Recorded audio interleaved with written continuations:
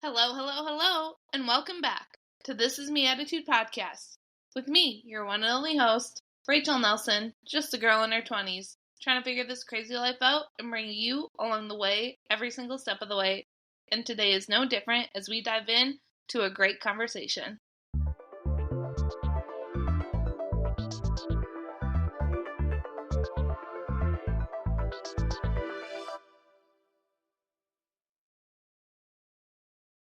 Welcome back to This Is Me Attitude Podcast. I am so excited to say that I have another guest speaker on with me today. And today I get the privilege of talking with Emelie. Her and I connected through Facebook out of all places. And honestly, I am just really, really grateful for all the connections that I've been able to make through social media for the podcast and just to see its growth through social media, as I know that social media a lot of times doesn't always get the best rep for great connections, but I will be one of the few that says that it's been really great for me in that aspect. And today's episode is going to look similar to most with pretty similar questions, but as always, it ends up being a little bit different per guest speaker because I think that these questions are really geared towards each individual person, and I'm excited to dive in and really introduce Emelie to the show. So thank you so much for coming on. Thank you for having me. It's been a pleasure to meet you and hear your story as well. Amazing, thank you. And before we jump into any questions, I would just like to open it up for you a little bit more. If there's anything else you would like to introduce yourself with to the listeners. Sure. I am by trade an accountant. I grew up in public accounting and the corporate accounting ranks. I was a CFO. I was at the Olympic Committee for a lot of years, and I guess wound up being at a Christian music label and publishing company, and so got to serve that way and thought that I was doing a lot of good, but with some misalignments of my values to where the organization was going, I've been able to focus on growing my own business and helping entrepreneurs with their understanding their financials better, and then having a course subscription for that as well. But then what I really enjoyed and found a passion was helping people with stem cell technology and life wave technologies and seeing it change people's lives. So that's been, I guess, what's been most rewarding for me is to really just happened across it from a friend introducing me to it, but saw how it changed my life. And so then I couldn't help but share it with everybody I knew. That's amazing. Thank you so much for sharing. And listeners, don't worry, we will definitely go into more detail about each of her different positions and businesses because that is actually in one of the questions. So without further ado, I'll dive into the first one where it says, when and how did you become a Christian / accept Jesus into your life? So I was one that was kind of just raised in the Christian community, and I always just took it for what, I mean, I knew that it was real. I mean, we went to church, we worship God, and Jesus every week, and, found that those scripture stories were, not just entertaining as a kid, but that you knew that's how it was. And so it was ingrained like in my, just who I was. And we've kind of raised our kids that way as well. We're big into rodeo and the Western lifestyle. And so that's a big piece of who we are as a community as well. I mean, we have church at the high school rodeos, and so we get to be part of that. It's just all around us all of the time. But I think where it really was, nailed into me, and without a doubt, this is how it is, and seeing God at work was 10 years ago. I was in a bad car wreck, and I really should not be here if God hadn't have intervened. Like, things aligned differently to enable me to be saved and here today.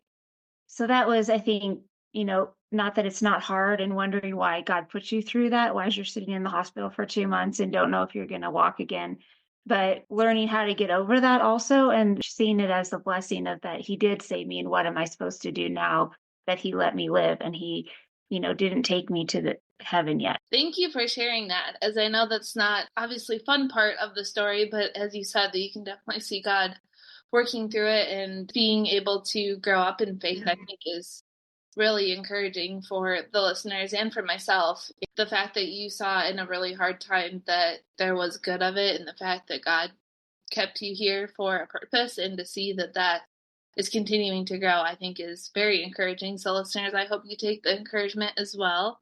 And that also ties in with the second question of, where have you seen God work the most in your life? Wow. I guess I guess I could. Do you want me to expand a little bit more, like, on the journey, like, of how he intervened in the car wreck? Because that maybe provides some bigger insight. We Sorry, go ahead. No, you're good. I was just going to say, if you think that's the best way of taking the question, feel free. Yeah.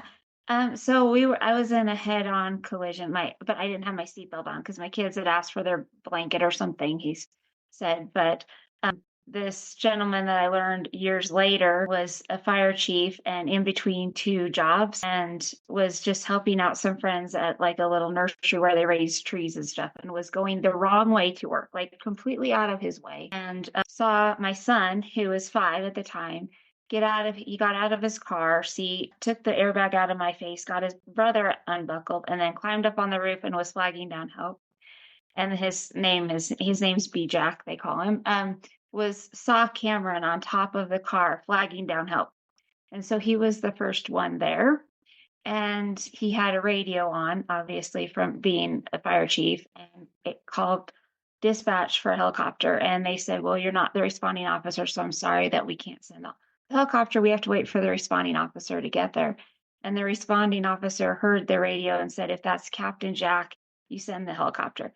Because then, like, once I got there, they were telling my husband he wouldn't see me alive because he was in Wyoming helping his aunt at their ranch. And so by the time he got there, so nothing looked like I was going to live, especially had he not been able to call that helicopter. And so that God chose him to drive out of his way, knowing that he could, place him where I could get help, I think was, where I saw God the most to work in my life. I mean, it was hard to process that for the first 3 months.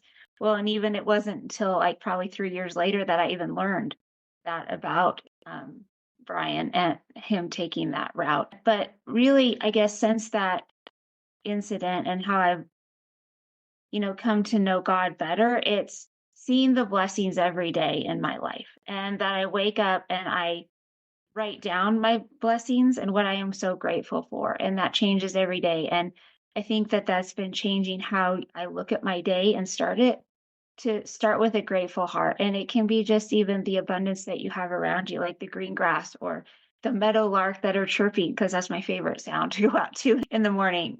But just those little things that God created every little thing like that to give us joy in our lives. And just to see how blessed we are, I think is really important to be thankful for him every day. Thank you for sharing that and going into more detail, because I definitely think that that gives a better perspective of the story overall, and just to see how God really did work in that exact moment of having the right people in the right areas at the right time. And that particular type of story is just a reminder to me of like how can people not see that God is real, and how can they not see him show up in different areas.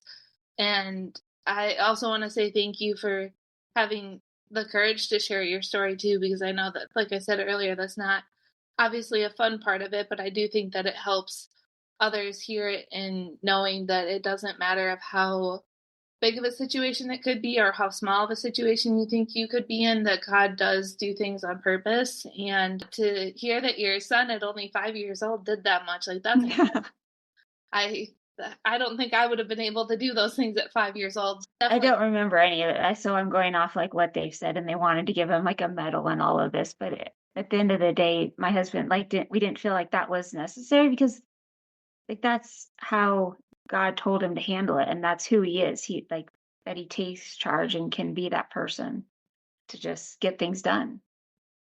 That's awesome. And I also think that goes to show with just the communication that you have within your family and how close knit your family is. And I can just see that with how you talk about your relationships within the family. I think is also another very biblical thing, because God calls us to be close with our community and to be able to communicate well. So listeners, I hope that out of all of the things that we've shared so far, that you just get excitement out of it, and to show that these things can also be shown and done throughout different families as well. And the other aspect I wanted to touch on was being grateful for things and how she writes it down every day. That's such a really, really good reminder for yourself each and every morning to see all of the things that you're grateful for, because especially the world that we live in today it's so much easier to see all the things that we don't have or that we're trying to strive for, or we feel like we're behind on different aspects. But when really we can simply say to God that we're grateful for this day that we have, because that in itself is a huge, huge thing. Like, we're not guaranteed the next day. And I just think that in sharing all these experiences, that just reminds me of how much we really take life for granted a lot of times, and how being grateful for a sunny day, or being grateful for waking up, or being grateful for a hot cup of coffee, like those are all things that may sound really small, but in the grand scheme of things are actually really big things. Right. Yeah, I totally agree. What made you decide to share your faith so much with those around you?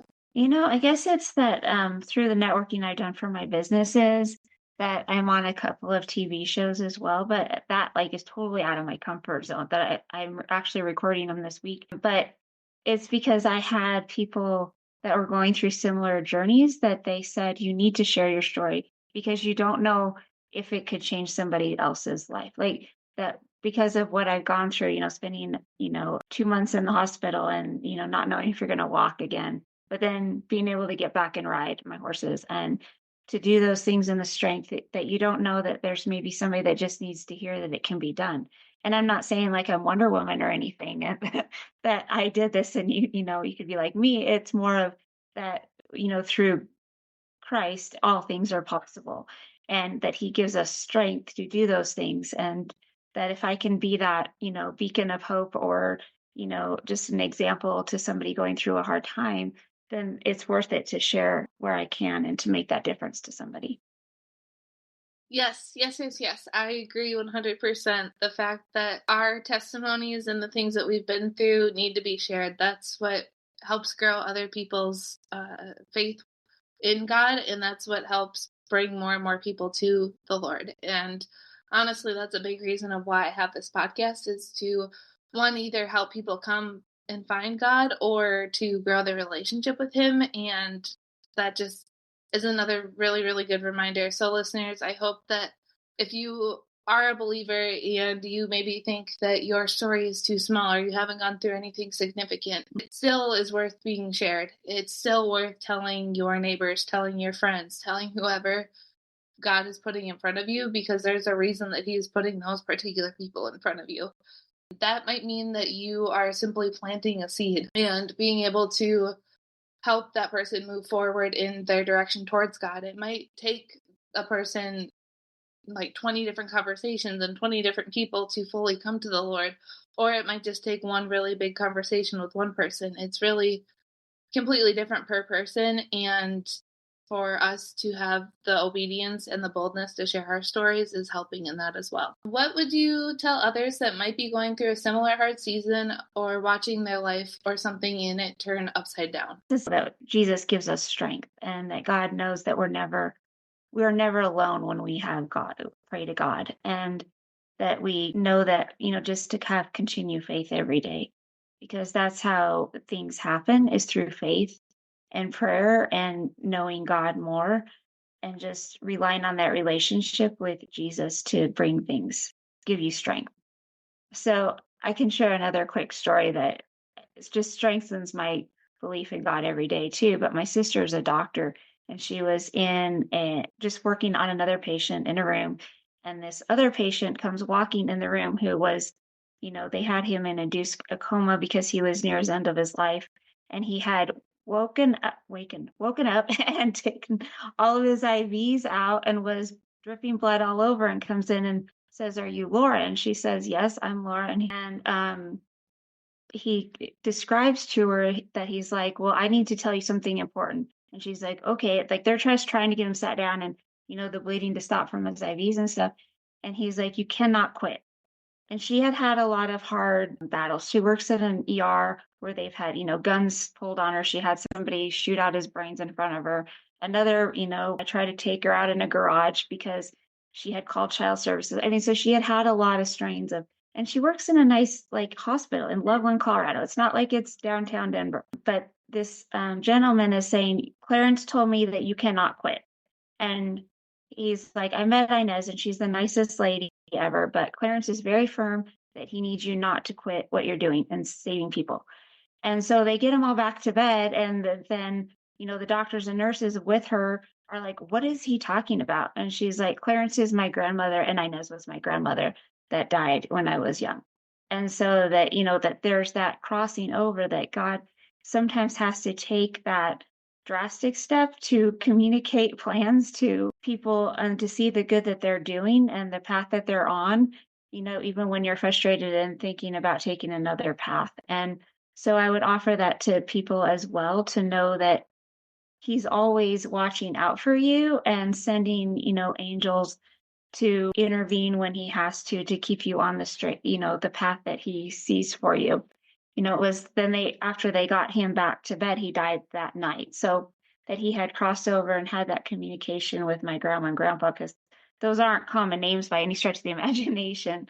So I've just seen God work so much that I just feel like anything little that I can share with people to strengthen their testimony and their belief is worth sharing. Yes, I agree. And it's in those stories that, again, it's just so evident to me that God is real because, like you said, those aren't common names. So where else could it have come from? And just seeing how it can Mhm. really persuade someone and really show them what God is trying to tell them is, I think, incredible and just so cool to be able to see different things that God has worked through, different people that God has worked through. Like there is nothing that he can't, I mean, essentially, in the fact that he wants to reach every single person that he possibly can. And a lot of times that's through us showing our obedience to him. And if we give him a yes in being obedient to things, that it gives a clearance of him being able to work even more throughout our lives. And that's what we are called to do as believers, is to be obedient and to share the word. And I just think that goes Mhm. even more with what you were saying. So thank you again for sharing that. And I realized after I asked the question, I mixed up a few of the words. So thank you for understanding what I was trying to portray. What made you decide to start your business? So I touched a little bit on like the misalignment that I was having with, the organization I was working for. And I had been introduced with LifeWave technology, which is a little stem cell patch that you put on your skin. It's the size of a quarter, and it reflects your body's light back into your body to generate stem cells that are inactive. And what it did for me was that it gave me nerves back in my face. So through that accident, I lost the nerves on this side of my face, on the right side of my face. And then now I've been able to smile again. And then that it's given me almost all of my nerves back, that I kind of fell in love with this. I'm like, oh my gosh, this is amazing. I need to go. I binge researched it because I'm the data girl, like the accountant, that I have to know everything about something, and saw, neurologists talking about it and how it helped with the brain. And so we put my mother-in-law with her dementia. And so then it was really just about how do I help people and sharing it with my family and friends. Because, in the rodeo world, we have a lot of old, cowboys that have pain. And so they all need it.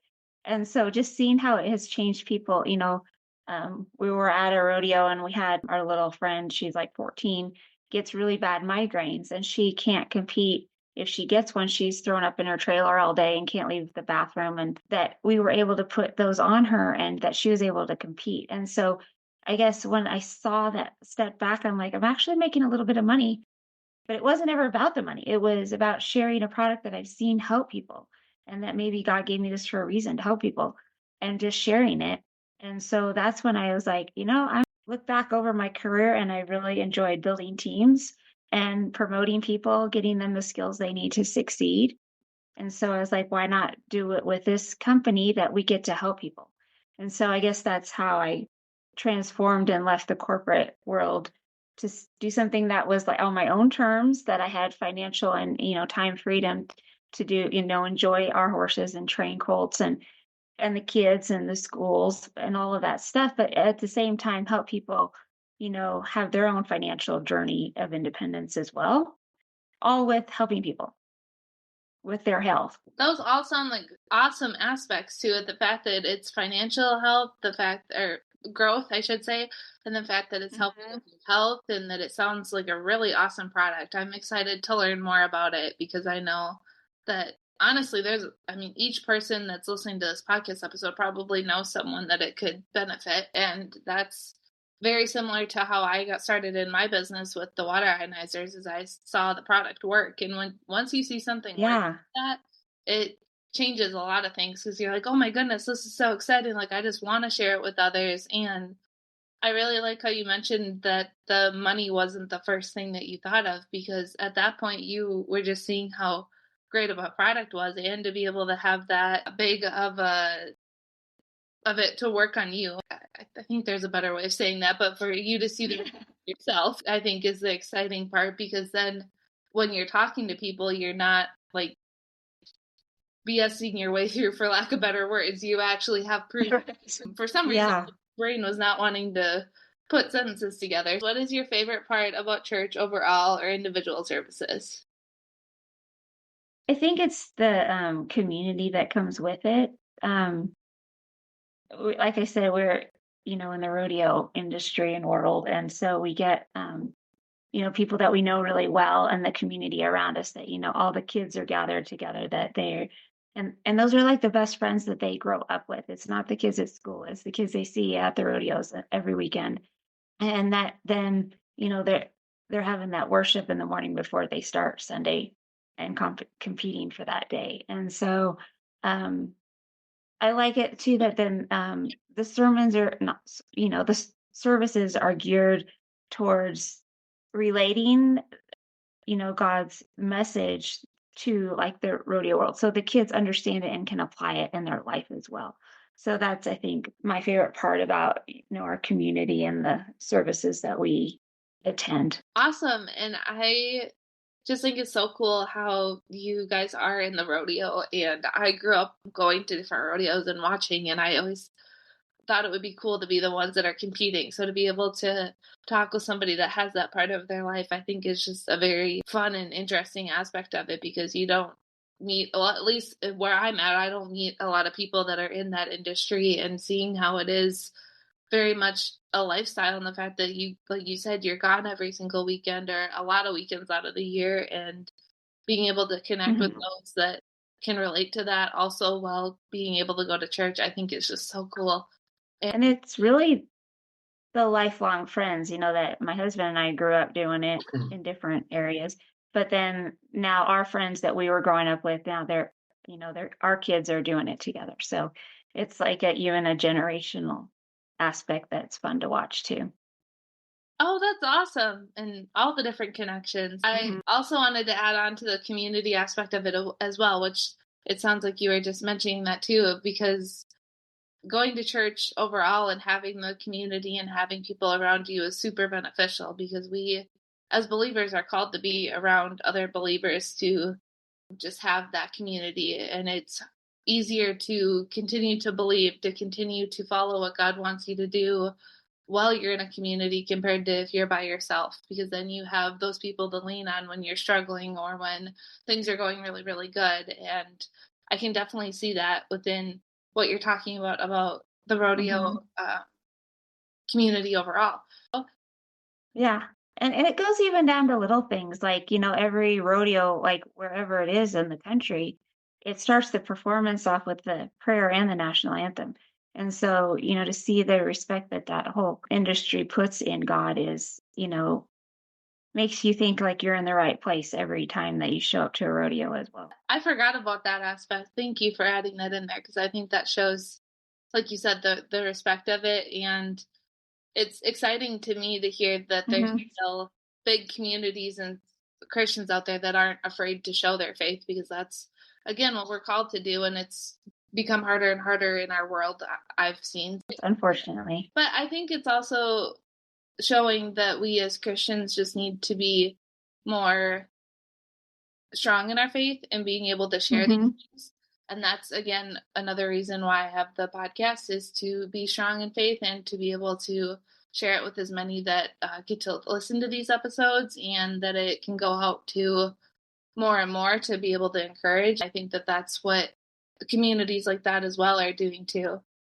And with that, what would you like the listeners to get out of our conversation today? I would say, I really do believe that I noticed a big change in my mental health, like if you will, every day, and my happiness is starting off your day with the blessings. And I think it even if we start off with a prayer in the morning, it doesn't stick as much as just even writing it down. And it comes from I guess I learned that through a lot of the abundance, like Bob Proctor's and kind of, you know, Tony Robbins, that it's part of writing down your goals every day. And to start it with the abundance and seeing the good in your life, it allows more good to come to you as well. So if you can start your day with, being blessed, and what it makes it easier to find more blessing throughout the day. Yes, I can agree in the fact that when you start to see what God has already done in your life, it's a lot easier to see what He is continuing to do. And like you said, the Hmm.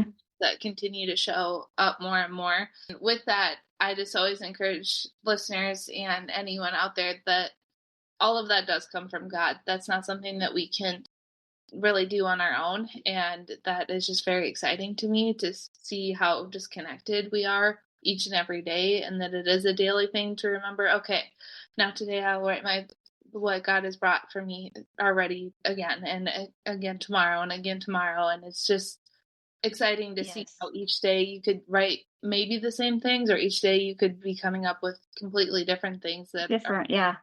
all there. Yeah. It doesn't matter. I guess it's still, some days it's like off the wall and totally different things. And some days it's the same, because every day I'm thankful for my family and to be a mother and, the blessing of kids, and our lifestyle. But there's, days that something, you'll have a profound conversation with a friend and you're like, thank you for that conversation that I was able to have with so and so today. That it just, so it can be really anything. Yes. And to wrap up our conversation today, where can people find you after we are done talking here? So my website is naturalhealthsolutions.com. And there's a link on there that you can find out more about the patches. And then there's also to book a free consultation with me just to visit or, get to know you as well. And I always love connecting to new people and growing the network. And if there's ever a place that I could be of help to somebody, I would love to do that. Amazing. Thank you so much for having this great conversation. And for listeners, if Thank you. you're driving or doing anything where you couldn't write any of that down, I will definitely have all of the links that she mentioned below in the description. So please feel free to go back and connect with Emelie and to see what the stem cells are all about. I think that it'll be very, very beneficial for you. So again, thank you so much for coming on. Thank you, Rachel. And I love what you're doing here. It's so amazing to be part of that.